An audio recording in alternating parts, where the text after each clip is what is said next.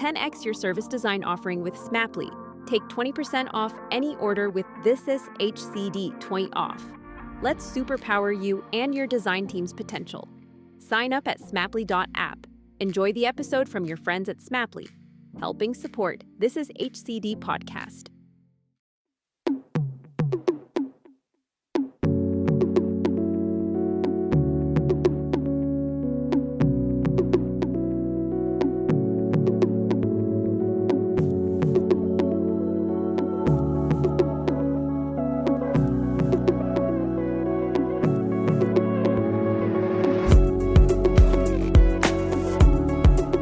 Hello and welcome to Bringing Design Closer. Our goal is to have conversations that inspire and help move the dial forward for organisations to become more human-centred in their approach to solving complex business and societal problems. My name is Gerry Scullion and I'm the founder of the Human-Centred Design Network and the CEO of thisisdoing.com, home to many of the world's best design and changemaker courses online. Now, today in the show we have Laura Yarrow, Head of Design at Her Majesty's Land Registry in the United Kingdom. And in this episode we chat about design agitation and enabling change within organisations. Laura recently shared a fantastic thread on Twitter about many of the common designer statements that we've probably heard a million times, that no one is listening to me. And we chat about the challenges that many designers have in their workplaces and how Laura approaches many of these within her role at the government in the United Kingdom. It's a good one. Let's jump straight in. Laura Yarrow, a very warm welcome to Bringing Design Closer, and this is HCD. I'm delighted to have you here. How are you? I'm good, thanks for having me. How are you? I'm delighted to have you here. I follow you on Twitter, and I'm looking forward to getting into some of the topics today around, design leadership and agitators and what does that look like. But before we jump into the conversation, Laura, maybe tell us a little bit about who you are and where you're from. I can do and what that. you do as well. I was going to say, what do I do? Yeah, and do you want me to start from the very beginning, like the beginning of? You were born in 90. I'm joking. Yeah, so I mean, my background is in web development. I started that, and that's where my career started. And I sort of slowly transitioned into the UCD world. So research and design. So I was in my safe space of computers being, the safe space, black and white, very binary, IT, very binary, easy. Once you sort of worked it out how to do that, and then the whole world of humans came to me, and design, and how that's so much more interesting, isn't it? There's so much more complex, so many more grey areas with people, and that's kind of how I got into user-centered design, and I've just been fascinated ever since with what people do and why they do it, because they are just strange creatures, aren't we? We're all very odd. So my I'm not. Some more than others, yeah. Looking at you. So yeah, exactly. My current role is working for UK central government. So I work for the Land Registry. And that's a team of designers. So I'm the head of design there, the design practice. And that consists of content, interaction, accessibility, and service designers. And we've recently added a design ops person into the mix because we're growing. There's about 25 people, I want to say now, but it fluctuates at the moment. Okay. It's busy. So what does a typical day look like for you then in the Land Registry? Meetings, Teams meetings, Slack messages. But yeah, we're working with all different people. Sounds exciting. We have a really strong, community of designers, and so a lot of that is based around them understanding their needs, training, and how we want to grow the community and progress people through their careers and do great design for public services, basically, because it is public services we work on. They have to be accessible and usable, inclusive, consistent, efficient. All these things that we have to design for is my remit, and my name's on the sign off. To make sure that they are done correctly, and we meet the user need. So that's It is exciting, like when you get to be that person to, as you said, to sign off and things, and your name is there against it. But that kind of responsibility doesn't happen by chance. So we're going to talk a little bit more around the leadership side of your role. It sounds like we could talk about a whole different gamut of stuff based on what you just told us, but I definitely want to focus a little bit more on what does it look like and moving the dial forward, which is something that I'm really passionate about, especially within the government sense and where you're at. And just to back up, the kind of to zoom out a little bit more in this conversation, what led us to connecting, about this podcast was a tweet that you put out towards the end of January this year. And I'm gonna read the tweet out just for people who haven't seen it, because you were mentioning there it's had over 200,000 views at this stage. And it starts off with, and as you said, you get a little bit ranty, which I don't like, which I do like. I don't mind. Because over the years, the most common designer complaint has always been no one listens and UX isn't a priority or understood. So I want to throw something controversial out there. Some of this is our own doing. A quickish thread on why and how to fix it. I haven't met one designer that had it easy. Even orgs that invest heavily in user-centered design still have their issues. It's always the elusive seat at the table that designers chase. And it's common to feel that you're stepped on or underappreciated. This is common. It's not you. However, as humans, we all have a certain amount of agency and freedom to try and change things, like the amount of time, design, and research is given in an organization. Some people might call this being an agitator. And to an extent, I agree with this, is a good thing. So let's talk about what it means to be an agitator. Where and why are you using that word? And what's the background to it? I think the background is something I touched on there in that thread, which is that we always want this seat at the table. And I like to say, and others have said this isn't my quote or my thought really, but you can either be at the table, and if you're not at the table, you're on the menu, so you're the one on the menu. And I think that's where this feeling comes from. There's this accepted feeling that as a designer, you will always be on the menu. You will never have that seat, and you're always fighting to do the work that you want to do. And this is something I'm guilty of throughout my career as well, is that I've been frustrated with that. You have this role that maybe has a social impact. We're designing things for people to make their lives hopefully better. But at the same time, you feel undervalued, you're underfunded, you're misunderstood. No one really understands what design does. It's quite a loaded term. And then you get this perfect storm, and that makes people act in different ways, where you become this agitator. You're frustrated, you're territorial, only I do the design work, only I do the wireframes. And you're not advocating in the right way. You're not collaborating, and you may even be quite derogatory. So I think I put that in the thread too, that you might sort of perpetuate this them and us. I don't talk to developers, or they said I couldn't do this. And I think that's where it comes from, is that we have that agency to change that relationship, and that is design too. We need to design that collaboration. We need to get that bedrock right first. It's interesting because in the thread you also mentioned about being good and bad agitation. And instantly, whenever we talk about this, it can start down the road of potential conflict. And conflict resolution is part of being able to navigate this. So in that sense, where you said there's territorialism around, say, artifact generation, like we do the research, or we do the sense making, or the visualization pieces, not you, sit down development, all those kind of conversations which I've been in. I was going to say I've been part of, and I have been part of them maybe about 10 years ago, and then eventually I was like, do you know what, I kind of don't have time for this. I'm happy to share this with you and just try and get an outcome that works to both of our kind of agendas. How have you managed this? Because within government, it just seems to be a lot more prevalent that people who have been long stays within government, that territorialism kind of comes part and parcel with their roles. Like, this is my area, I've been doing this for 20 years. That's going to be a bigger challenge when you're trying to prize those kind of pieces away that is almost locked in with their identities. How do you manage that?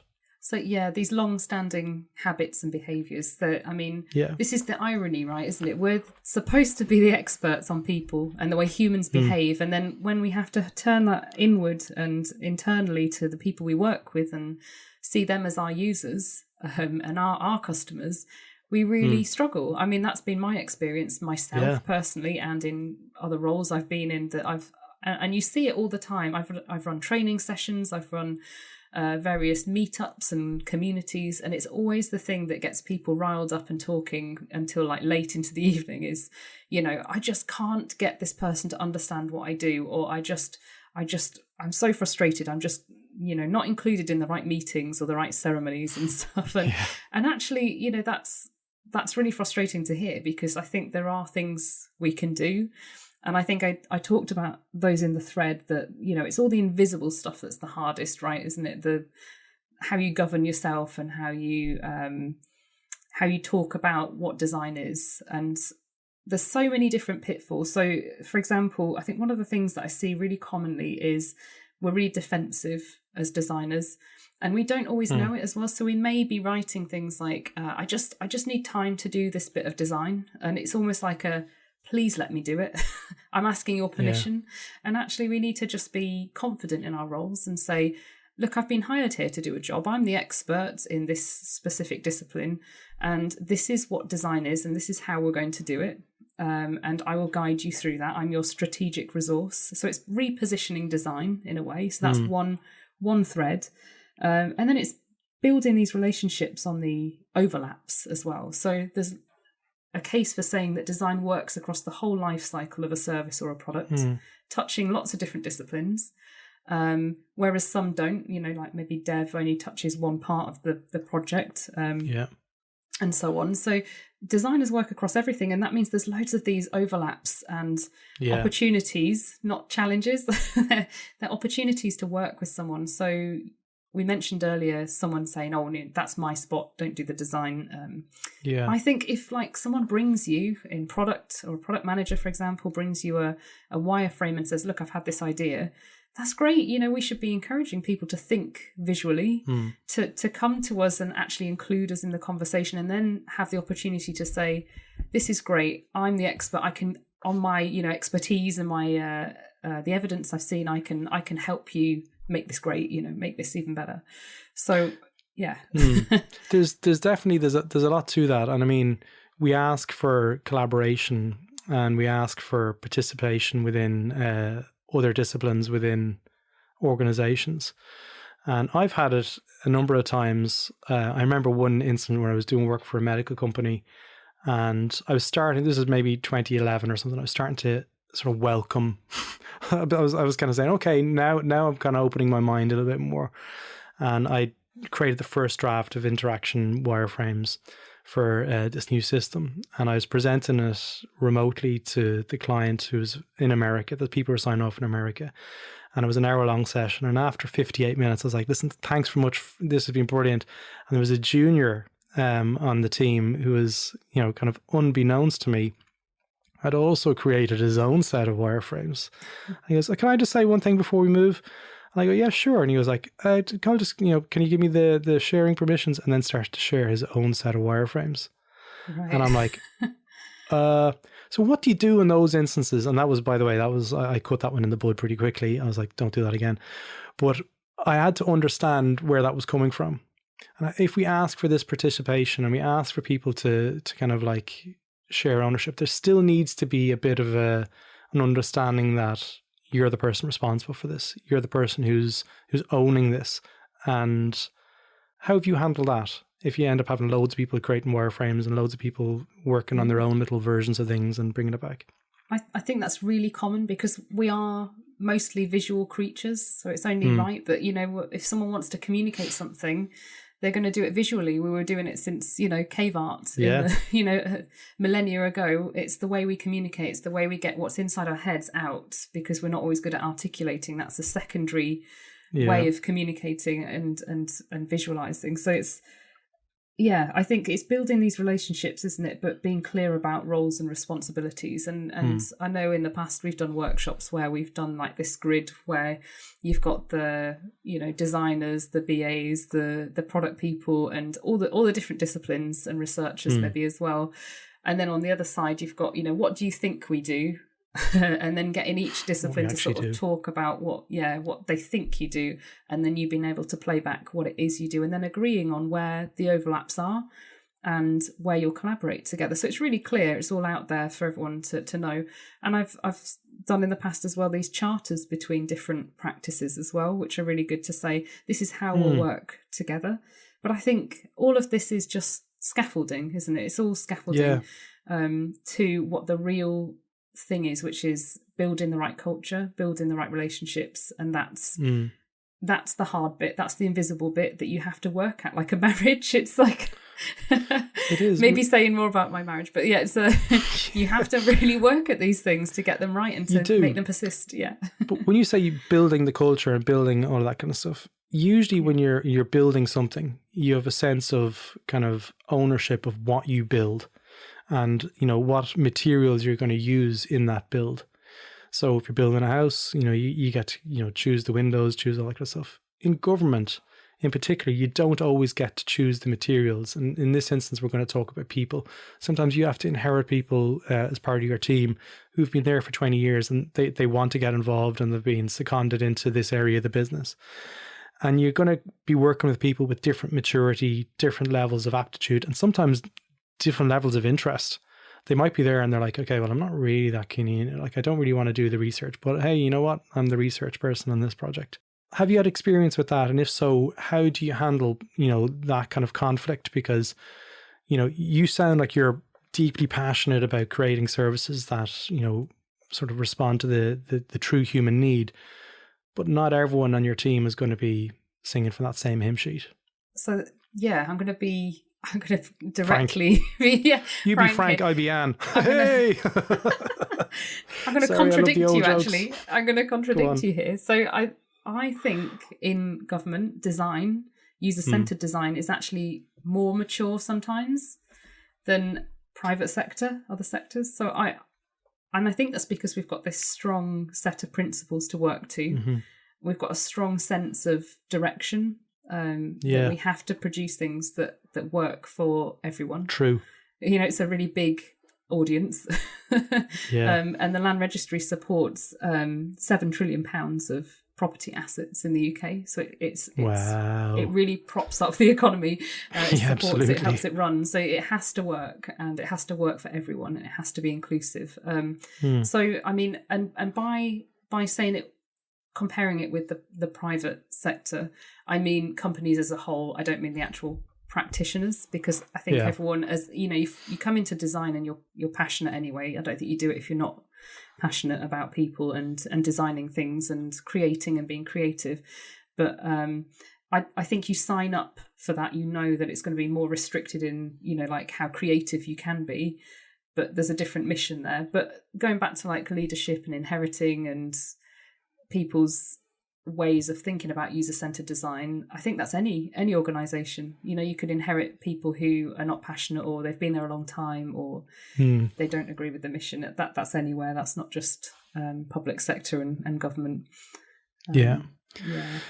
One of the big things in your thread, which kind of said, okay, I definitely want to speak to Laura, which made me reach out, was because I was formulating a talk pre-pandemic around trust and building trust. And within design, we talk about building culture and building teams and, you know, getting buy-in and getting the seat at the table and stuff like that. Building trust is really, really hard. And building trust in teams and organizations that have been doing it a certain way for so long. And then you become this person who comes in and, you know, in my instance, I'm like a Duracell rabbit. I'm just running around kind of full of energy, kind of going, let's try this. I'm probably over positive some days.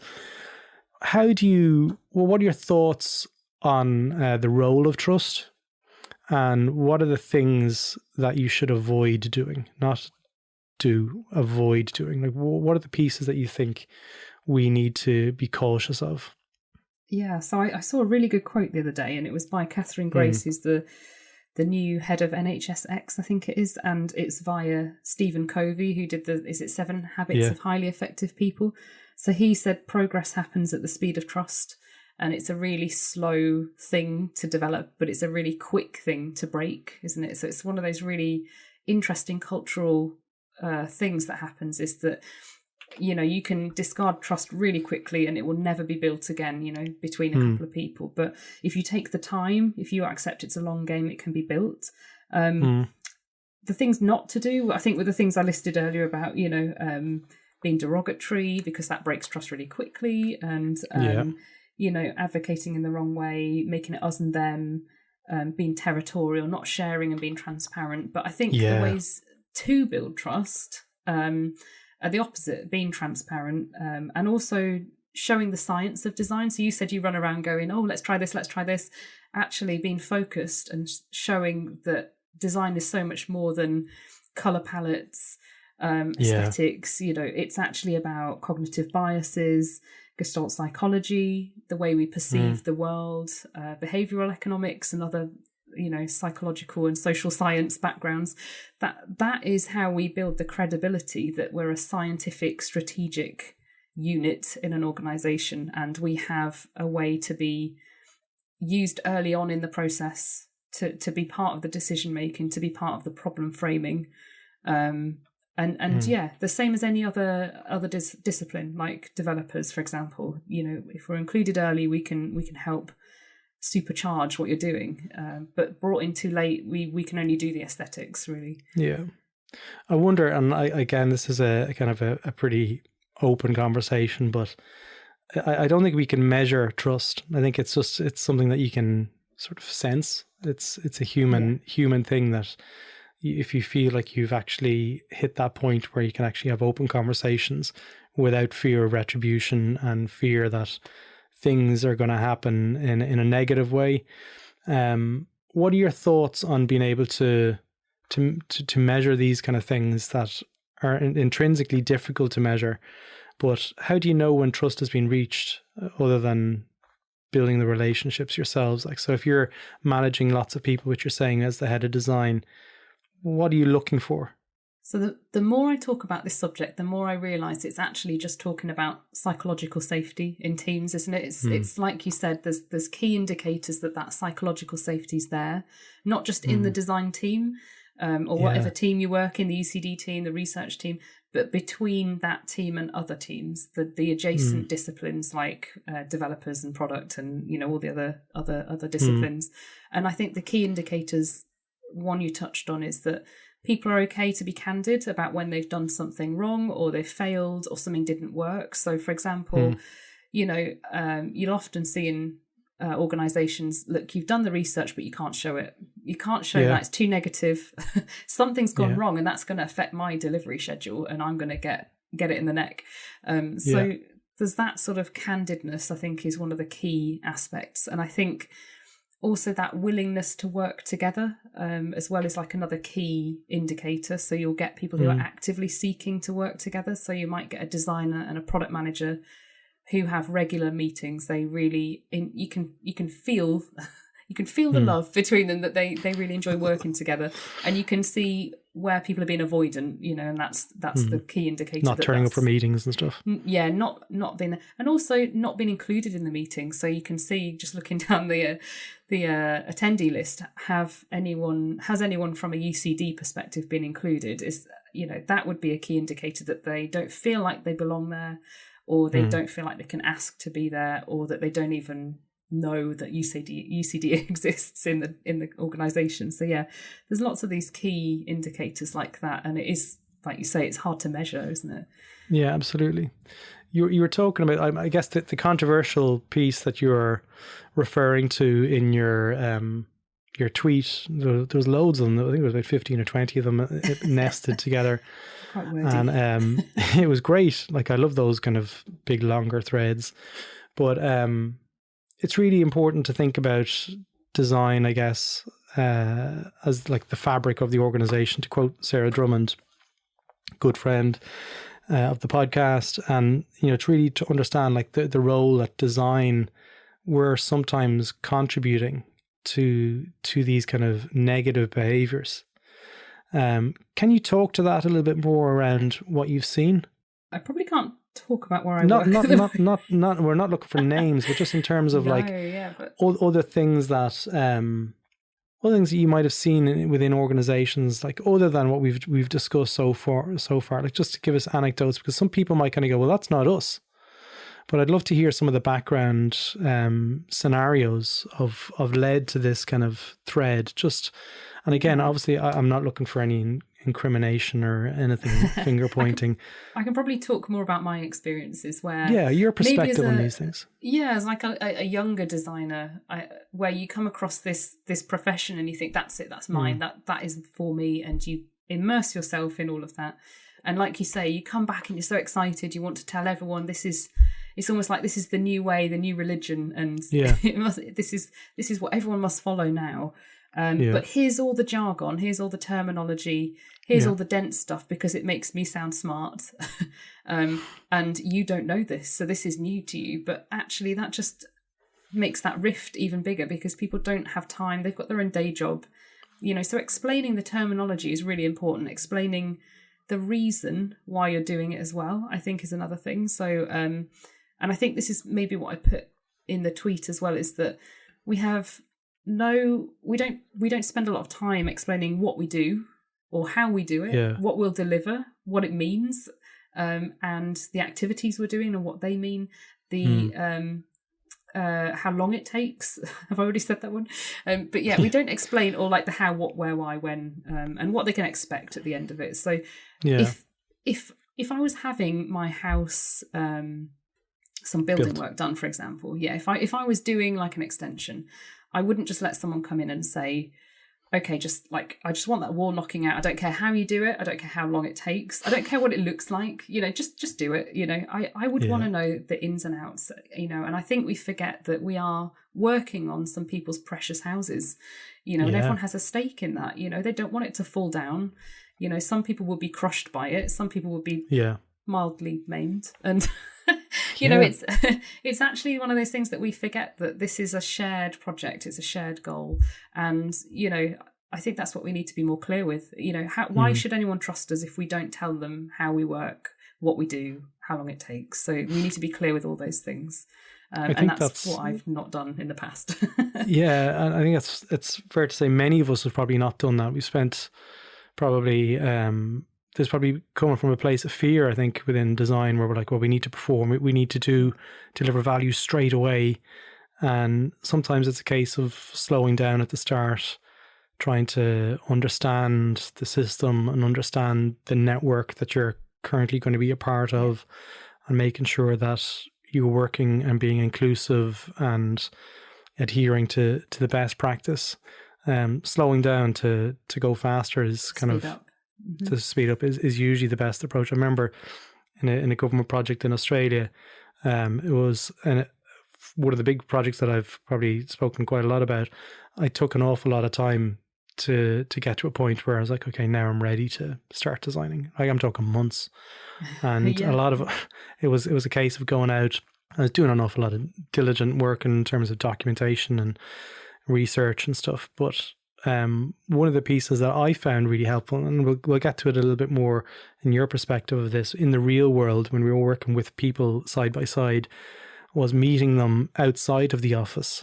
And I would always book my meetings in coffee shops close by, and I'd scout the coffee shops to make sure it wasn't like, a rowdy bar, but and being able to have a meeting outside of the building to help build that trust at a kind of a more of an organic speed, as opposed to the corporate structure where we're sitting in a glass box and we're sitting there and we're like, what are you going to do? And I found that to be a really powerful thing. I found it to be a nice tactic because people love getting their coffee paid for and a slice of banana bread. It goes so far in being able to build that relationship to help enable that trust. How have you found doing this stuff? You know what I'm going to ask next. In the pandemic, that kind of emulation and those kind of behaviors, we've obviously struggled. We can't do that face to face as much as we can, and I guess it's probably only going to get that gap is going to get bigger because remote work is now huge, which is fantastic. But it'll give us other challenges and to be able to deliver and to be able to make those relationships. How and what are you doing around that space? Yeah, so I agree with what you're saying, that you need to humanize yourself, to make it not a them and us, and to show that vulnerability that you are just doing your job as well, and you're there to help them do their job. During the pandemic, it's much harder. You do have to over communicate. So setting up more meetings with people, that's why I was saying earlier, mostly meetings for me in my role, but it's useful because that is humanizing, and it helps you connect with people and keep that conversation going, rather than maybe meeting every time something goes wrong, or meeting every time you have a major release or something. That's when the stakes and tensions are the highest, and you don't always get the best of people, or and yourself. So I think another thing that the pandemic, to sort of see the silver lining, is that the friction for doing research and design has greatly decreased. So you can do remote interviews, you can quickly spin up a research project and deliver that back really quickly with the collaborative tools we've got as well online. And I think you can deliver that back really quickly as well. You can record it and you can let people watch that and then answer questions in their own time. So I think there's definitely pros and cons. It's not the same as having someone in the room with you and watching that real-time research unfold and the penny drop moment that you get. But there are definitely good bits as well. I know, absolutely. There's a whole load of other pieces in here that I wanted to cover off. But we're at that point where I'm conscious of time and stuff. But you've also spoken recently at UX Glasgow. You were talking about before when we were chatting. Do you have any other talks coming up that people might be able to follow you and join in on?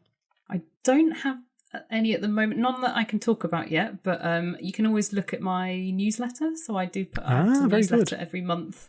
If I'm good enough to remember, it's a little bit sort of. Delayed sometimes, but it's called the People, Place and Space newsletter, all about user-centered design. So I do that every month. And you can always find me on Twitter. I'm very vocal. You're definitely on Twitter. You're an active tweeter. I am definitely there. which is great. So I'll put a link to your Twitter in the show notes. Put a link to the newsletter in there as well, and also maybe a link to your LinkedIn for people who want to connect with you and kind of follow you on what you're doing. But Laura, look, it has been absolutely brilliant to connect with you today. Really enjoyed our conversation, and those threads that you did on Twitter, I'll also put a link to that one as well, so people can read the full thread, because there's an awful lot to be learned from other people's perspectives in that thread alone, and how people are seeing different things, and people might get an awful lot from that as well. So thanks for creating it. Thanks so much for your time. Thank you for having me. Thank you so much. It's been great. It's been a bit like UX therapy. Maybe that's a podcast. We should do a UX therapy podcast. Who knows? Maybe you might put that. Absolutely. Well, Laura, have a great weekend. Thanks so much. Thank you now. Bye. So there you have it. That's all for this episode of Bringing Design Closer. If you like this episode, feel free to visit thisishcd.com, where you can access our back catalogue of over 100 episodes, with episodes related to service design, product management, design research, and much, much more. Now, if you're interested in design and innovation training, feel free to check out our business, thisisdoing.com, where you can join online classrooms and learn from the world's best design and innovation leaders. Join the This Is HCD newsletter, where you'll receive updates from the network, and also, if you're interested, apply to join the Slack community on thisishcd.com. Stay safe, and until next time, take care.